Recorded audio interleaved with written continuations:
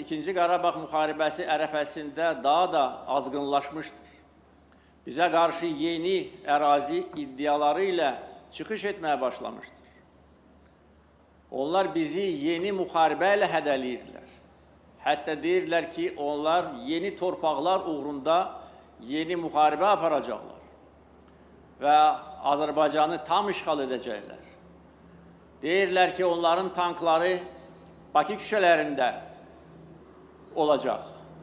Deyirlər ki, onlar Bakıda çay içəcəklər.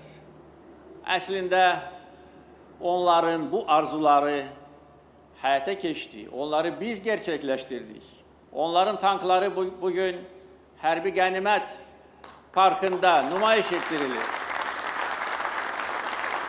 Erməni hərbi cinayətkarları bugün Bakıda məhkəmə qarşısında cavab verirlər və istintaq təcridxanasında Azərbaycan çayını içirlər.